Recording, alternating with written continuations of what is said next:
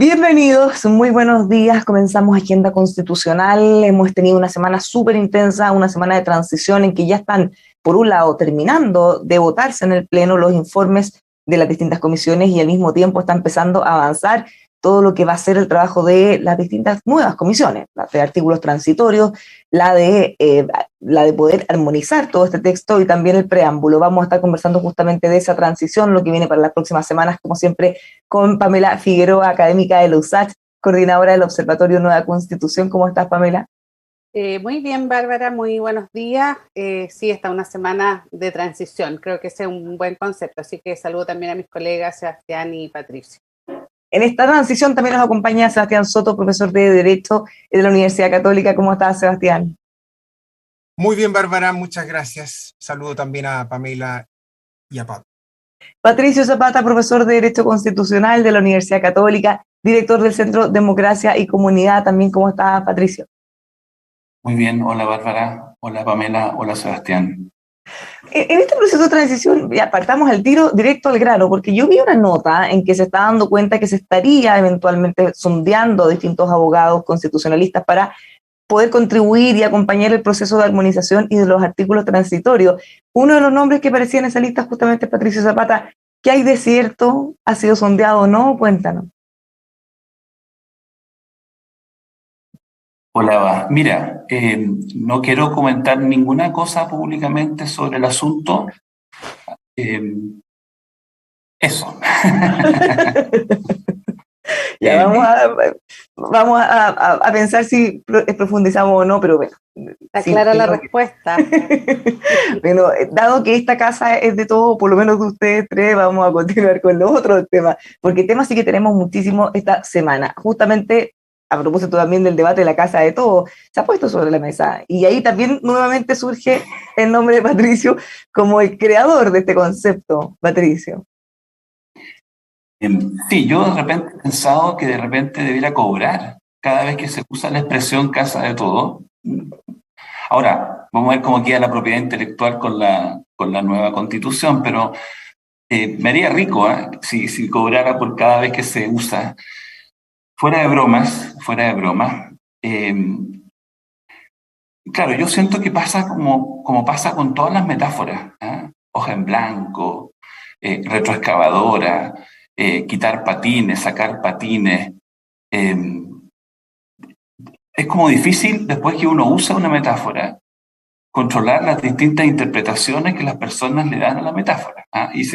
Y uno pierde completamente el control de la expresión. Y tampoco puede pretender ser como el dueño del sentido correcto. O sea, yo tengo claro que ninguna constitución del mundo, ninguna, concita la adhesión entusiasta de todas y todos. Esa es una meta absolutamente utópica, ¿eh? Siempre van a existir personas que van a estar haciendo críticas a veces puntuales y a veces críticas muy de fondo. Incluso las democracias donde la Constitución tiene mayor fuerza. Estoy pensando en la República Federal Alemana, que me da la impresión que es una democracia donde existe lo que Jürgen Habermas llama patriotismo constitucional. Entonces, casa de todo no significa, nunca significó en mi cabeza unanimidad, ¿ya? Casa de todos significa, en mi mirada, algo que hacemos entre todos, donde todos pueden meter mano, todos pueden decir algo, sugerir, aconsejar. Obviamente, las mayorías son las que van tomando las decisiones gruesas en democracia, ¿eh? Pero escuchando, dando oportunidad a que todos puedan participar. Por eso la Constitución original de 1980 no podía ser la original Casa de Todos porque fue hecha por unas muy pocas personas sin escuchar o sin considerar lo que podían querer decir otros. Después nosotros fuimos haciendo un esfuerzo de 20 años, 25 años, por justamente darle a esta Constitución un carácter más amplio, y se fue escuchando a otras personas. Tuvimos un plebiscito el 89, tuvimos reformas que se fueron pactando. Entonces, mi punto no es unanimidad, es un acuerdo político, y creo que eso es importante. Y en ese sentido, la falta de un acuerdo político hace difícil hablar de una casa de todos, hace difícil. Un resultado estrecho en el plebiscito en 3, 4 meses más, hace difícil hablar de casa de todos. Imaginen, bueno, un 52% contra un 48%. En cualquier sentido, gane el apruebo, gane el rechazo. Al mismo tiempo, y esto me lo he escuchado a Sebastián alguna vez ya, porque nos topamos a cada rato, casa de todos no es solo político, ni principalmente algo político. En la portada del... Me ando trayendo el libro. En la portada del libro aparecen distintas personas. ¿Lo tiene Bárbara? Sí, lo tengo por acá, estoy buscando. Ya. Bueno, en la portada del libro aparecen personas que están mostrando la diversidad de Chile. Aparece un trabajador con su casco, un minero podría ser. Aparecen mujeres que están en el campo de los servicios o profesionales. Aparece un mapuche, aparece joven, con la pinta de un joven, y aparece un caballero mayor. Aparece una persona del campo y aparecen personas de distintos equipos de fútbol. Si ustedes se fijan, no son las banderas de los partidos, no es reunir al Partido Socialista con la UDI, sino que dar cuenta de la diversidad de Chile. Y en ese sentido, una constitución que pudiera darle más espacio a las regiones, que pudiera darle más espacio a los pueblos originarios, que pudiera darle más espacio a las mujeres, a los trabajadores, a los pueblos, bueno, en fin, esa constitución sería más casa de todos, o por lo menos una casa más grande. Se le perdió a Bárbara. Aquí está, aquí está. Aquí está. Ahí está. Ahí se ve, ¿no es cierto?, la bandera de Chile, y están distintas personas trabajando juntos en hacer un proyecto compartido. No es, entonces, ni unanimidad, ni solamente un acuerdo político. Ahora, yo no quiero minimizar lo importante de la política. Para mí es muy frustrante que no se haya producido esa convergencia entre por lo menos parte de la derecha y parte de la izquierda. Y en ese sentido yo creo que hay una frustración, yo por lo menos siento que hay una frustración. Pero, repito, están esas otras dimensiones que por lo menos mirando la historia de Chile son tanto o más importantes. Eso, perdón la lata. Era justo y necesario. No sé si quiere agregar algo, Pamela o Sebastián, nos vamos avanzando con otros temas porque tenemos muchísimo y en poco tiempo. No, solo me gustaría como decir que esa doble dimensión que plantea Patricio de este concepto de la casa de todos, que como él bien señaló, se ha interpretado, reinterpretado, se le han dado distintos sentidos, pero sí es importante relevar esa doble dimensión, que uno es la parte política y lo otro es lo más social, ¿no es cierto? Yo creo que hemos hecho esfuerzo como país en tener una convención constitucional lo más representativa posible, con nuevos actores, con grupos que antes no tenían representación en la política, y que lo que ha sido más esquivo es lo que Patricio señalaba como el pacto político, ¿no es cierto? Poder incorporar las visiones políticas, y todavía hay tiempo, estamos en estas últimas semanas de la convención, de afinar algunas cosas, de tener una conversación que nos lleve a algo conjunto, porque también pasa que la política es muy relevante, pero cuando la política no da cuenta de lo que la sociedad está viviendo, puede tener irrelevancia. Entonces, es importante como entender en estas últimas semanas y en el periodo previo al plebiscito que ese pacto político tiene que ir acompañado de un pacto social. Y ese es como el desafío que tenemos como país. Sebastián. Gracias, Bárbara. Bueno, yo quiero defender y no reinterpretar la idea de la casa de todos, pese a alguna distancia que su autor últimamente le he visto tener respecto a esa metáfora, que a mí me parece que es una fórmula que resume maravillosamente bien una idea que en el constitucionalismo está hace mucho tiempo, a que las constituciones son pactos compartidos. Fíjate que la Comisión de Venecia, que es una comisión muy importante para los procesos constituyentes del mundo en los últimos 30 años, llama insistentemente, también en el informe que hizo respecto a Chile, a que las constituciones alcancen el mayor consenso posible. Dice que los textos constitucionales deben ser aceptados por la mayor cantidad de personas dentro de la sociedad. Eso, así interpreto yo esta idea de la casa de todos. Y es un concepto que ha calado muy profundamente en la política. Yo tuve la oportunidad de revisar las actas de la Cámara de Diputados después del 18 de octubre, y la idea de solucionar la crisis que se produce ahí se toma las palabras de la casa de todos.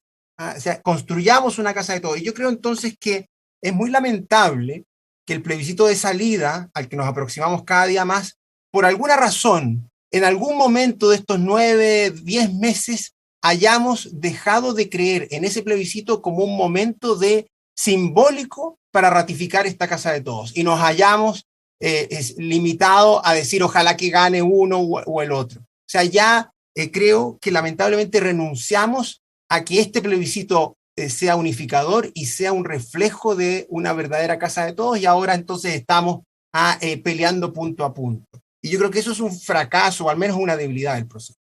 Patricio pide la palabra para cerrar este tema. No, yo creo que es interesante. Yo coincido en este punto bastante con Sebastián. Él recordaba ayer en otro espacio que lo que uno espera es resultados de cierre de estos procesos del orden del 60-70%, y eso es una buena medida de que se cumplió el propósito Ahora, ¿cuál es la dificultad, creo yo? Aquí teníamos dos objetivos valiosos, que yo creo que cuesta integrarlos, cuesta mucho. Un objetivo valioso efectivamente era tener un pacto constitucional que uniera, porque el que tenemos, el que hemos tenido, no une, o une poco, o no une suficientemente, divide. Ese es un objetivo. Pero también, al mismo tiempo, había que hacerse cargo de la aspiración de mucha gente de hacer cambios, de hacer transformaciones. Hacer cambios y hacer transformaciones inevitablemente incorpora, ¿no es cierto?, una dimensión de tensión. No todo el mundo está de acuerdo con hacer cambios, no todo el mundo está de acuerdo con hacer cambios profundos, y no todo el mundo está de acuerdo con la dirección de los cambios. Entonces, fíjate tú, la obra de arte de ingeniería constitucional que teníamos como ideal. Hacer un texto de manera participativa, compartida, muy democrática, intentando unir más a los chilenos y a las chilenas, sumar voluntades, pero haciendo cambios, no haciendo una operación, digámoslo así, superficial, porque tampoco había ambiente en la sociedad chilena, y no hay ambiente en la sociedad chilena para un puro acuerdo de élites. ¿Te fijas? Porque ahí la crítica habría sido otra. La crítica habría sido gatopardismo, ¿no es cierto? Se hizo una cuestión de maquillaje. Era muy difícil, y ya a esta altura uno puede decir que frente a esta prueba tan difícil no nos sacamos un 7, ni un 6, ni un 5. La pregunta, y eso va a quedar abierto a los compatriotas, vamos a tener que discutir de aquí a septiembre si aprobamos o reprobamos, pero claramente frente al desafío mayúsculo de hacer estas dos cosas al mismo tiempo, alguien me va a decir, es imposible, tú eres ya el doctorado de lo ingenuo, había que elegir, o unimos o transformamos. Yo honestamente sigo creyendo, a riesgo de que me sigan, que tengo un pasaporte de un país que se llama Buenistán, eso me lo han dicho en mi cara, que muestra el pasaporte y dice Buenistán. A riesgo de confirmar eso, yo creo que se podía y se puede, y vamos a seguir tratando, vamos a tener que seguir tratando después del 4 de septiembre. Bueno, les propongo que lo que queda del programa lo dividamos más o menos en dos para abordar en esta transición lo que ocurrió esta semana, las cosas que fueron aprobadas y rechazadas en el Pleno, y después hablemos de lo que viene en las normas de transitoria y la Comisión también de Armonización. Lo más llamativo esta semana para usted podría ser, desde el punto de vista de algunos derechos fundamentales, ahí se avanzó muchísimo en clarificar y en darle la segunda y última mirada a lo que tiene que ver con derechos de educación, vivienda, de salud. Se especificaron hartos detalles que habían quedado pendientes de la primera vuelta la semana pasada. Y también llama la atención, para algunos no tanto, que se terminó rechazando por completo todos los artículos que volvieron de la Comisión de Pueblos Originarios. Ahora bien, también otros le quitan dramatismo considerando que prácticamente todas las cosas que se proponían ahí ya están incorporadas en el texto de una u otra manera en distintos artículos. Pamela, en este balance de lo aprobado y rechazado, ¿cómo lo ves? Sí, bueno, yo creo que fue muy relevante la discusión que se terminó dando sobre derechos fundamentales. Ahí hay varias cosas, porque siempre se ha dicho que la parte de discusión de derechos fundamentales debió haber sido la primera parte, que eso era lo que generaba mayor consenso, que era lo que la ciudadanía estaba esperando que la Convención Constitucional definiera, y por distintas razones que ya hemos analizado, eso terminó yendo hacia el final. Y probablemente la discusión de esta semana sobre derechos fundamentales, el dejar al lado algunos fantasmas que se habían planteado en temas de educación, de salud, de vivienda, va a reconciliar de alguna manera lo que fue el debate constitucional con la ciudadanía, con la mala como interpretación que había, ¿no es cierto?, del trabajo que estaba haciendo la Convención Constitucional en relación a estos temas.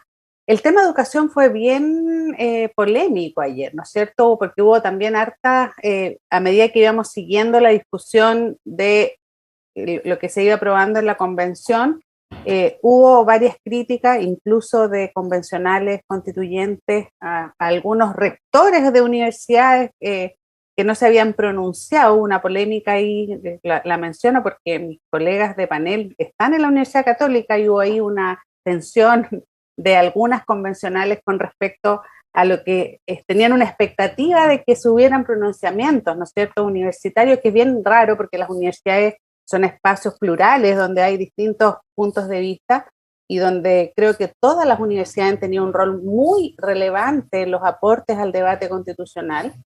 Pero eso se dio fundamentalmente porque volvió la discusión que ha habido en Chile sobre qué implica una educación pública, cuál va a ser el rol del sector privado en la educación pública, cómo se va a financiar la educación universitaria, y creo que eso quedó bastante bien, bastante sólido, en el sentido de que se clarifica que hay un sistema de educación pública, pero que obviamente la iniciativa privada también va a estar ahí, que los padres también van a poder decidir y optar por la educación de sus hijos, pero lo que sí se aborda es un rol mucho más sustantivo del Estado, muy consistente con la idea del Estado social y democrático de derecho que ya había sido aprobado, y eso creo que es clave para lo mismo que estábamos conversando recién, ¿no es cierto?, de que si uno realmente, nosotros como país estamos de acuerdo en que para consolidar nuestra democracia, para fortalecer la convivencia, para abordar problemas tan graves como los que tenemos como país, como es la violencia, ¿no es cierto?, una sociedad súper individualista, optar por una educación pública me parece que es un camino muy interesante, porque es un compromiso de país de poner los derechos sociales de las personas como el primer eslabón de un camino largo, porque yo creo que es bien claro de que esto va a ser complejo, va a ser difícil. Y creo que eso en temas de salud y de educación es un paso adelante muy relevante que se da como país. Yo creo que ahí hay bastante consenso, es de los temas donde hay mayor consenso. Ya uno puede creo que uno puede observar diferencias entre los convencionales, fundamentalmente frente a rol de privados en algunas materias, pero yo celebro que nuestra sociedad vaya avanzando a entender que para que un país como Chile, con los niveles de desigualdad que tenemos, con los problemas actuales que tenemos, el tema de la violencia es algo que no podemos dejar de lado. Asesinaron a una periodista en democracia, algo que no habíamos visto. Yo creo que eso no lo podemos dejar pasar porque eso atenta contra la libertad de expresión, atenta contra nuestras libertades más básicas, nuestra convivencia cívica. Entonces creo que hacer una opción por una mejor educación donde el Estado tenga un rol relevante nos ponen una responsabilidad importante. Entonces creo que eso me parece que fue bastante positivo en la discusión que se dio, y bueno, eso podemos discutir que ahora viene un camino largo de cómo se implementa, pero en educación, salud y vivienda me parece que como que se logró sacar algunos fantasmas y tener esta idea de que hay un mayor consenso de la sociedad chilena por construir una sociedad más inclusiva. Quedémonos con esto y después volvemos con el pueblo originario para que aprovechemos la vuelta, Sebastián, en estas materias. Bueno, yo quiero partir deteniéndome en lo que señalaba Pamela en la crítica que la convencional Marcela Cubillos y Constanza Jube hicieron a la Universidad Católica. Yo soy profesor de la Universidad Católica, por lo tanto, esta crítica me toca personalmente. Entonces, la audiencia tiene que ponderar que mi análisis no es completamente desinteresado y distante. Pero yo creo que es una crítica muy injusta. La Facultad de Derecho, la misma universidad, tiene una serie de iniciativas que han enriquecido el debate, que han escrutado el trabajo de la convención, que han hecho propuestas, algunas más escuchadas, otras menos escuchadas, algunas mejores para algunas, otras peores, pero finalmente, a través del Foro Constitucional, a través del Centro de Políticas Públicas y a través del trabajo de diversas facultades y grupos interdisciplinarios, ha habido un aporte, a mi juicio, al trabajo y al momento constituyente. Lo que pasa es que, claro, quizás las convencionales quieren que el rector llame a marchar, o qué sé yo, a qué cosa, pero el trabajo de una universidad, aquello que el país le pide, es la reflexión, es la deliberación, y es ese tipo de aporte. Por eso entonces, a mí ese tipo de críticas que son golpes de curiosa estrategia, yo soy muy crítico de ello. Déjame ahora aterrizar muy brevemente en uno de los temas que planteó Pamela, que me parece que es fundamental, que es la regulación del derecho a la educación. Y yo no estoy tan de acuerdo en que se hayan anulado algunos fantasmas o que se hayan eliminado algunos fantasmas. Yo creo que se postergaron. Y hay otras reglas que son abiertamente inconvenientes. Lo pienso principalmente a nivel de educación básica, educación media y educación parvularia. Donde la prohibición, por ejemplo, del lucro implica un cambio fundamental en la educación particular pagada. O sea, un cambio fundamental, porque cuando se dice lucro no pensemos que lo que significa eso, hay que explicarlo bien, es que se prohíbe que los sostenedores sean una sociedad de personas, una sociedad de responsabilidad limitada, y se exige que todos los sostenedores estén constituidos como fundaciones o corporaciones. Y eso es una fatalidad para la educación particular pagada. Es una fatalidad para la educación parvularia y es una fatalidad para la educación técnico-profesional en centros de formación técnica e institutos profesionales. Entonces, ese cambio a nivel de constitución es muy relevante y muy dañino para la educación. ¿Y por qué, por último, yo digo que se postergan algunos fantasmas? Es porque no hay muchas definiciones. No se quiso aprobar un artículo vinculado con el financiamiento de la educación particular subvencionada que atiende a casi la mitad de la población de los niños y niñas en Chile. Se habla de un sistema nacional de educación donde hay una serie de principios que se imponen a todos los establecimientos. Claro, no se define con precisión cuáles son, pero la diversidad de proyectos educativos, la imposibilidad de generar diferencias está al menos a la vuelta de la esquina cuando el legislador así lo establece. Y para terminar, a mi juicio la guinda de la torta, como siempre, es que el máximo grado de autonomía en materia educativa lo tienen los pueblos originarios, donde hay un inciso especial en que se les reconoce un esquema de mayor autonomía. Entonces, ¿qué pasa con los proyectos educativos especiales? ¿Qué pasa con las minorías religiosas o qué sé yo, qué otra minoría que quiere establecer un proyecto educativo? Pues bien, para ellos existe este sistema nacional único, pero para los pueblos originarios hay un esquema especial de autonomía. Y yo, nuevamente, como ya tantas veces lo he hecho, critico esa forma de aproximarse. Patricio, respecto a estos temas, y nos pasamos después al pueblo originario y el informe que fue rechazado en la totalidad. Bueno, yo primero también quiero, y perdónenme porque uno no está aquí como embajador de una institución, uno está invitado a conversar con mucha libertad, pero yo también soy profesor en la Universidad Católica. De hecho, hoy día estoy transmitiendo desde la universidad, voy a tomar pruebas todo el día, así que es parte de mi junto con mi tarea profesional en una oficina de abogados.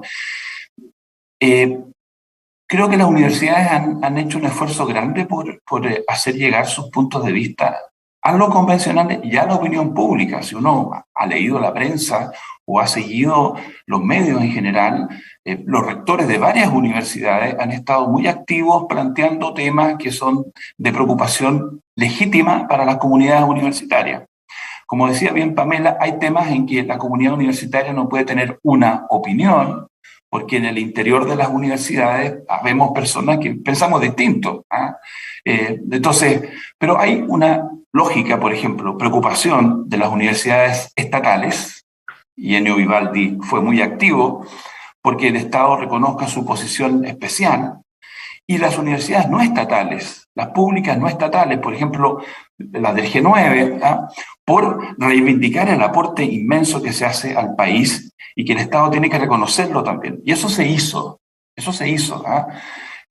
Más allá de los resultados. Entonces, yo también me sumo a lo que señala Sebastián, en el sentido que de repente en la rabia o en la molestia por un resultado, se pueden hacer afirmaciones que quizá no son todo lo justas que debieran ser. Pero bueno, la libertad es libre. Sobre educación, a ver, este tema es muy sensible. Nos está viendo gente que vive en un país donde una gran mayoría de los niños y niñas van a colegios particulares subvencionados. No sé si a esta altura es el 55% o el 60%. Una ínfima minoría de los niños y niñas de que nos están escuchando van a colegios particulares pagados, 5%.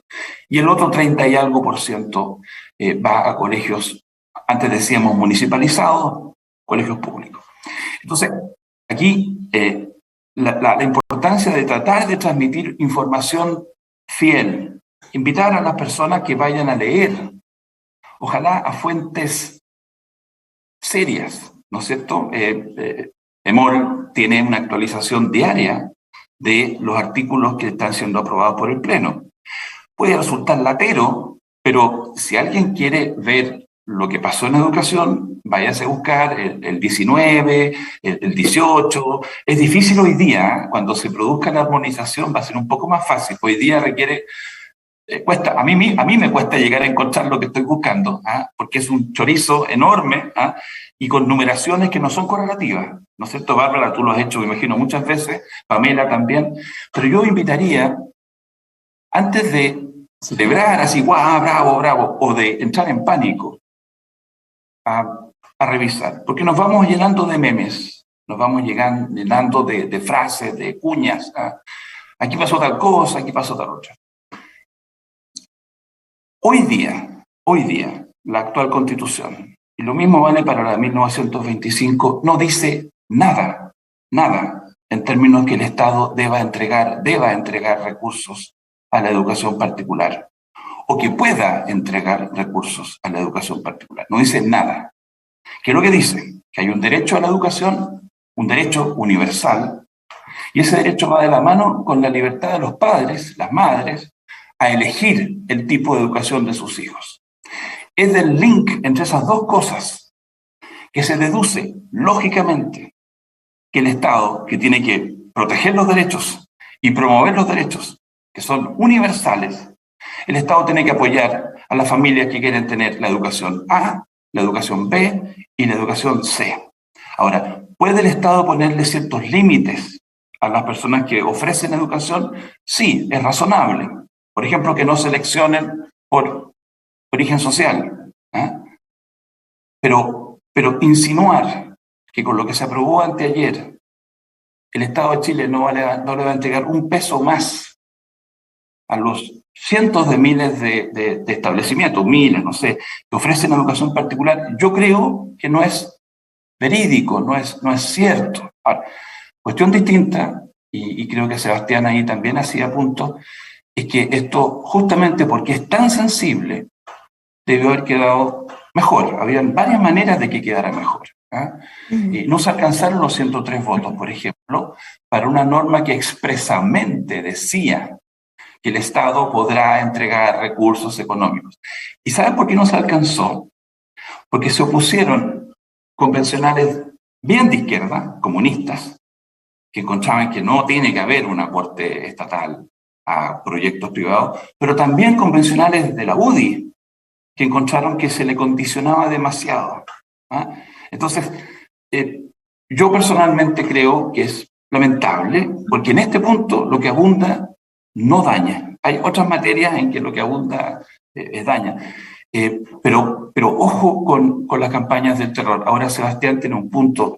Yo conozco menos de educación que Sebastián. Yo sé que Sebastián tiene ahí una cercanía.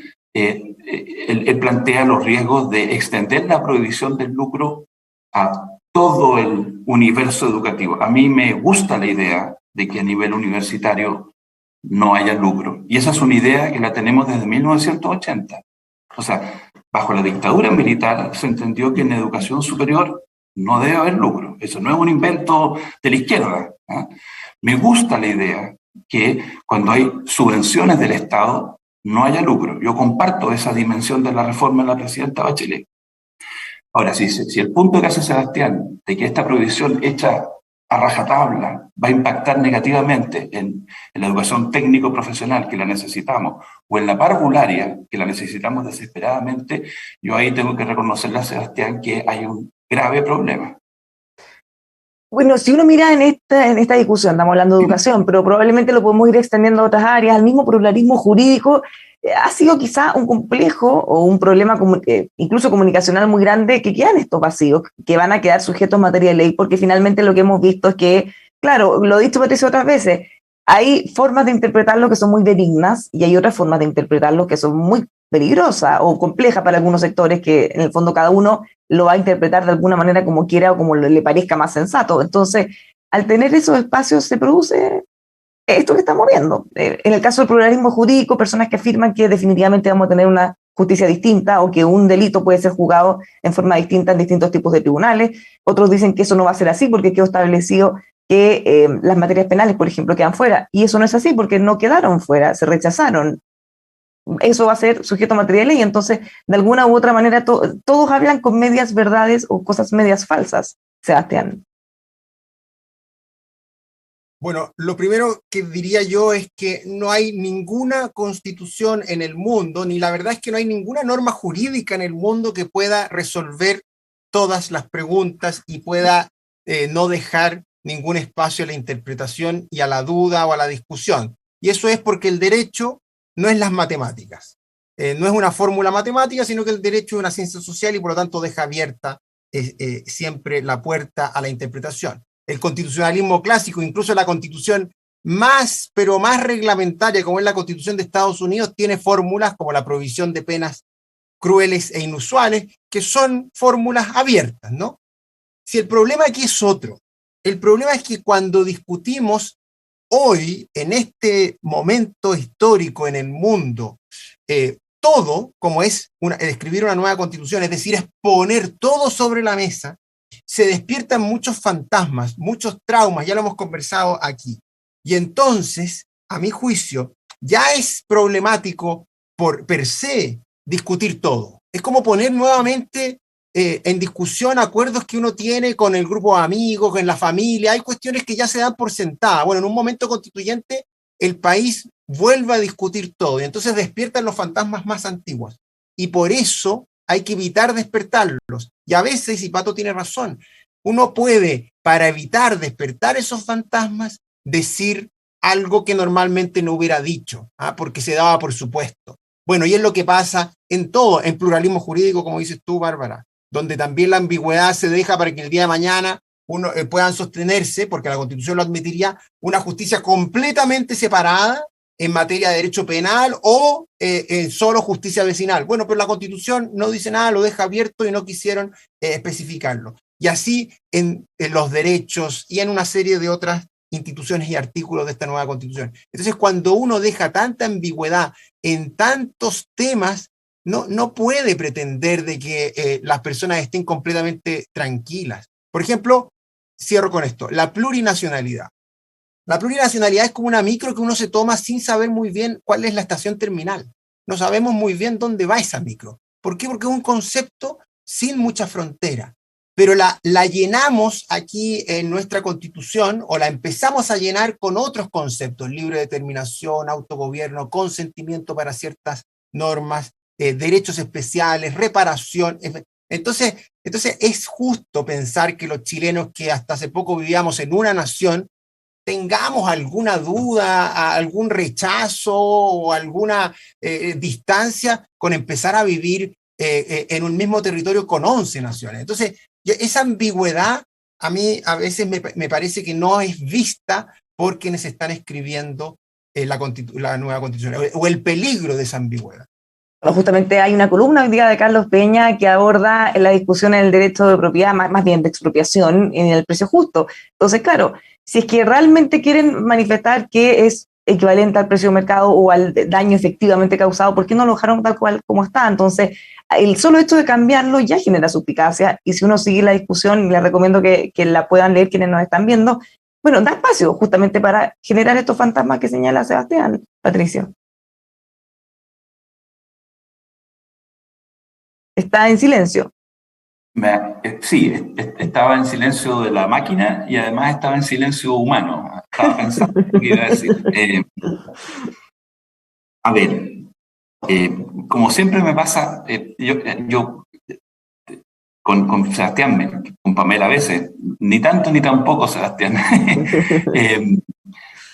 Yo creo que la comprensión que vamos a tener que darle al concepto plurinacionalidad es una concepción que resulta de mirar todas las bajadas de este titular. Es como cuando uno se pregunta qué significa bien común en la actual Constitución, o uno se pregunta qué significa servicialidad del Estado. En fin, podríamos aburrir a nuestros auditores y espectadores, porque las constituciones, como dice bien Sebastián, están siempre llenas de conceptos que están abiertos. En Estados Unidos, la enmienda 14, que habla de Equal Protection of the Laws, y Substantive Due Process Law, ese concepto, bueno, es lo que explica todos los debates constitucionales, y no es algo que uno pueda fijar tan finamente, es imposible, ¿de acuerdo?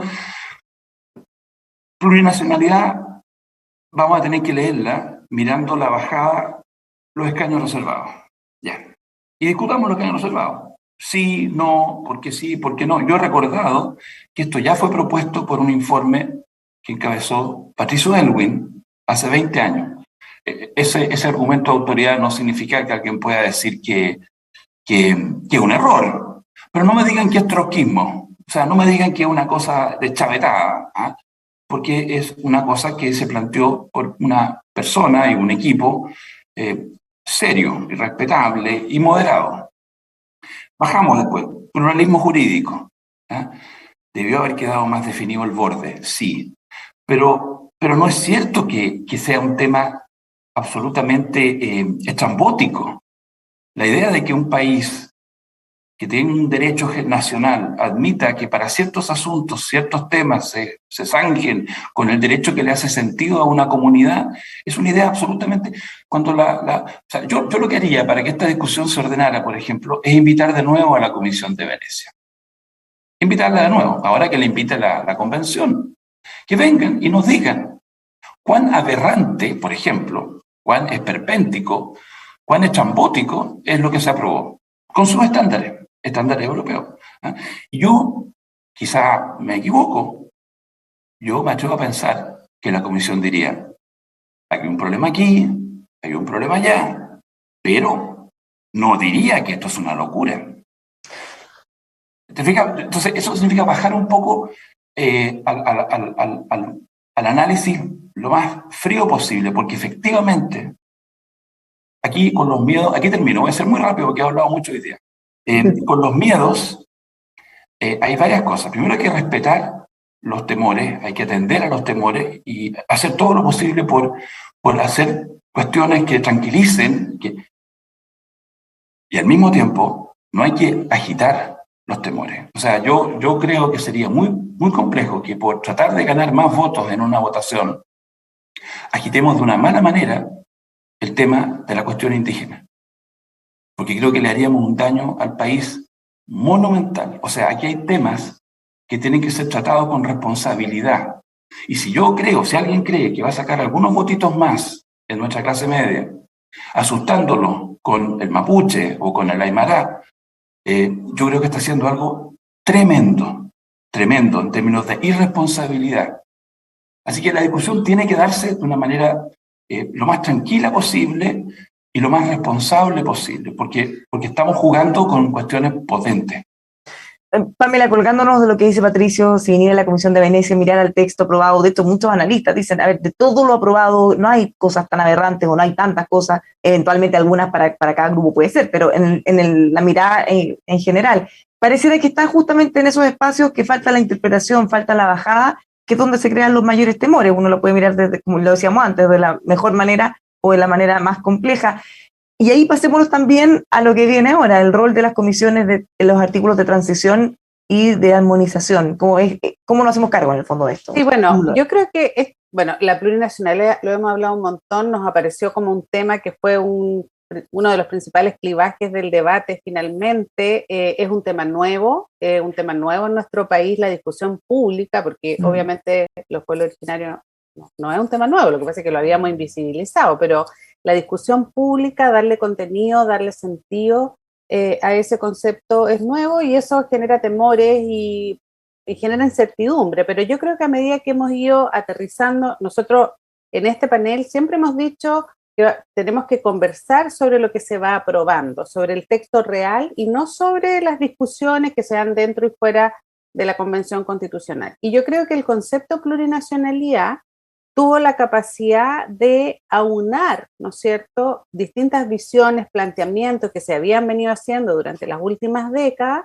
y darle un sentido dentro del texto constitucional. Y eso yo creo que a medida que se vaya acotando, conversábamos, se rechazó finalmente un segundo informe, porque creo que ya se fue acotando como las tres dimensiones, ¿no es cierto?, que los propios pueblos originarios han ido planteando durante décadas, que es el reconocimiento, la autonomía y la cuestión territorial, ¿no es cierto? Esas serían como las tres dimensiones, eso se discutió, se acotó. Creo que también ha habido una discusión más serena.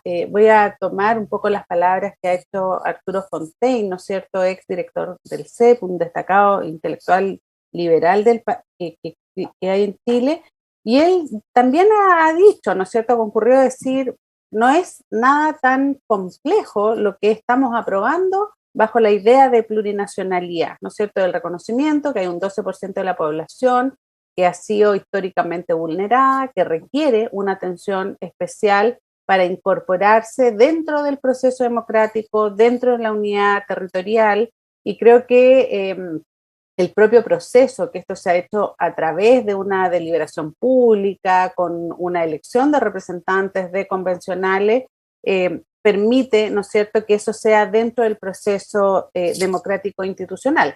Ahora viene un desafío, porque también lo que ha pasado, ¿no es cierto?, en otros procesos constituyentes que han incorporado la cuestión indígena o la cuestión de pueblo originario, es que después viene un desafío de implementación en la legislación, en la política pública, en qué tiempo eso se va a dar, y eso lo va a definir el proceso político propiamente tal. Y yo creo que en lo más corto plazo, armonización, ¿no es cierto?, y normas transitorias, tiene una tarea ahí, como que, porque una de las grandes críticas es que es redundante el tema de la plurinacionalidad. Entonces, bueno, ¿cómo hacemos que sea menos redundante sin perder el sentido de lo aprobado, que es un poco la tarea de armonización?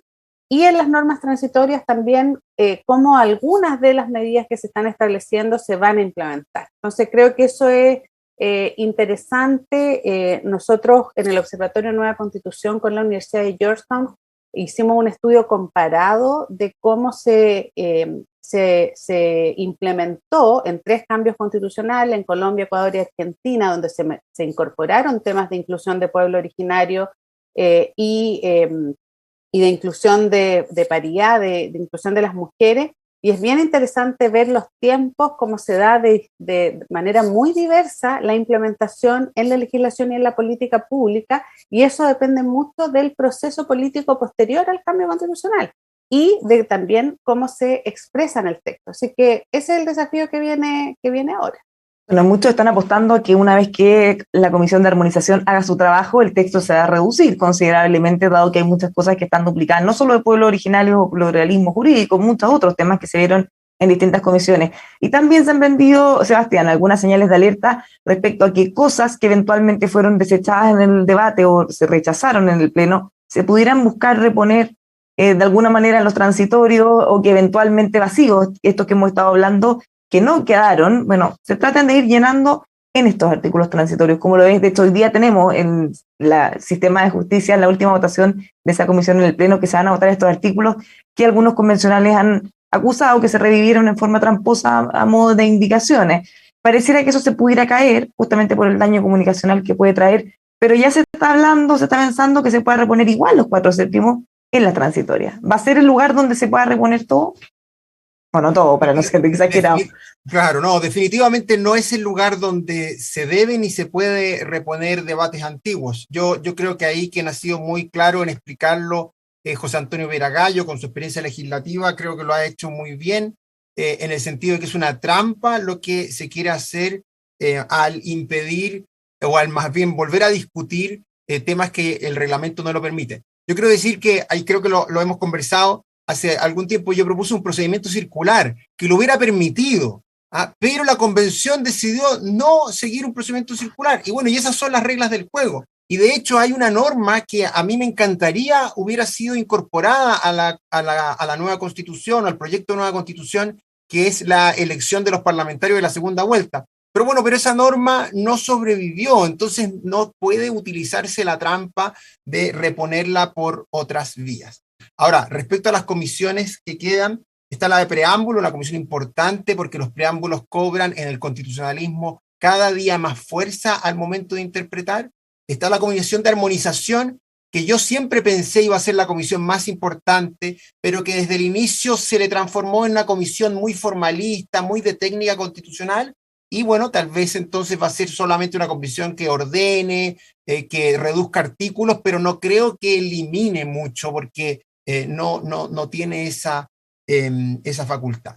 Y está una comisión que ha crecido en los últimos días por las razones que tú dices, Bárbara, que es la comisión de artículos transitorios. Y ha crecido porque de nuevo el maximalismo, bueno, quiere terminar el Senado pronto, y en fin, ese tránsito es muy importante, y ese tránsito también, yo intuyo, va a querer apurar algunas decisiones para que la ciudadanía, en caso de aprobarse la nueva constitución, perciba los cambios. Pero bueno, no es tan fácil que los derechos que se declaran puedan ser exigibles de inmediato, o la gente pueda percibirlos como reales de inmediato. Pero definitivamente hoy día, en la comisión de artículos transitorios, por las cosas que decías tú, es decir, porque hay algunos que quieren ahí volver a resucitar discusiones ya apagadas, o porque el tránsito de una vieja constitución a una nueva constitución es muy importante, creo que debiera estar el foco de nuestra atención. Patricio, para ya ir cerrando. Sí, hay que poner mucha atención al tema de los artículos transitorios, porque hay transitorios que son permanentes. Lo que hacen algunos transitorios es determinar indefinidamente, y a veces los transitorios rigen durante 30, 40 o 50 años, determinan el alcance de lo que está en la Constitución permanente. Entonces, es un transitorio medio engañoso. Por ejemplo, si se dice en un artículo transitorio que, sin perjuicio de lo que se establece en la Constitución nueva, seguirán tal cual todas las concesiones mineras que han sido otorgadas antes de la entrada en vigencia de la Constitución, bueno, tú estás salvando o definiendo de manera permanente la situación de un conjunto enorme de derechos o títulos. Patricio, perdón que interrumpa, pero es que justamente aprobaron en la Comisión de Medio Ambiente algo que va en la línea contraria, en línea de nacionalizar y de terminar con todas las concesiones, que eso fue rechazado también en el Pleno. Claro, o sea, a eso voy. Vamos a tener transitorias, que son normas que duran un rato.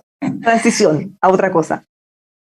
Transitorias que son para que entre a regir algo y en algún sentido esas pueden también... Y estas otras, transitorias mentirosas, que lo que hacen es acotar el alcance o contenido de una norma permanente, y lo pueden hacer por muchos años, y lo pueden hacer para siempre. Yo recomiendo un amigo mío que es muy seco, se llama Gonzalo García, viene saliendo del Tribunal Constitucional, preparó un trabajo muy docto sobre lo transitorio en el derecho constitucional. Son como 50 páginas de reflexiones. Se lo mandó a todos los convencionales, Gonzalo, y al que esté interesado y no tenga nada mejor que hacer hoy día, viernes en la noche, puede leerse el tratado sobre lo transitorio. Perdón, Patricio, para complementar eso, Gonzalo estuvo en el CEP esta semana en una exposición donde explicó ese trabajo y donde la verdad es que uno aprecia la dificultad que tiene escribir los artículos transitorios. Después fue comentado por Antonio Bascuñán, es un seminario muy bueno, quizás le permite a uno ahorrarse la lectura en detalle y quedarse con la interpretación. En esa línea quiero retomar como lo primero que planteó Bárbara cuando empezamos a discutir hoy día aquí, y más allá de la convocatoria de Patricio, no, creo que sería bien importante que haya un grupo, una comisión técnica que vaya apoyando esta fase final, ¿no es cierto? Yo creo que inicialmente eso siempre se pensó, que la convención tuviera un grupo técnico que lo apoyara en ciertos aspectos, pero creo que eso también ayudaría a dar más certeza, ¿no es cierto? En ciertas, aunque fuera solo consultivo, pero creo que un espacio de conversación que sale un poco, a lo mejor, de las pasiones que ha traído el debate al interior de la convención, y bueno, toda la experiencia que hemos tenido en Chile de estos grupos externos que van apoyando, ¿no es cierto?, los procesos más políticos y sociales, son siempre relevantes. Así que ojalá que esa idea prospere más allá de quienes la compongan, pero me parece que en sí misma es una buena política para ir cerrando y aunando, ¿no es cierto?, posiciones con respecto a lo que viene luego del plebiscito también. De hecho, la Corte Suprema, por ejemplo, planteó altos reparos respecto a lo que se ha planteado como artículos transitorios por la dificultad de implementarlo, porque se pueden generar efectos contrarios. Para cerrar con la casa de todos, claro, uno puede idear una casa, pero necesita después el arquitecto, el constructor, dónde poner más fierro, dónde reforzarla. En el fondo se necesita esa ayuda técnica. Ojalá dirán otros que hubieran contado con ella durante todo el proceso, pero nunca es tarde, pues. Muchísimas gracias, Pamela, Sebastián, Patricio, un gustazo. Y bueno, la próxima semana vamos a tener además el viaje a Antofagasta y más novedades de lo que haya avanzando en estas comisiones. Así que así nos vamos. Así es. Que tengan un muy buen fin de semana. Chao, buen fin de semana. Muchas gracias también a todos quienes nos acompañan, sigan junto a nosotros. Como siempre, seguiremos conversando con convencionales, con expertos, con abogados, para que nos vayan aterrizando estos temas que a veces son tan complejos, aquí siempre en emol.com.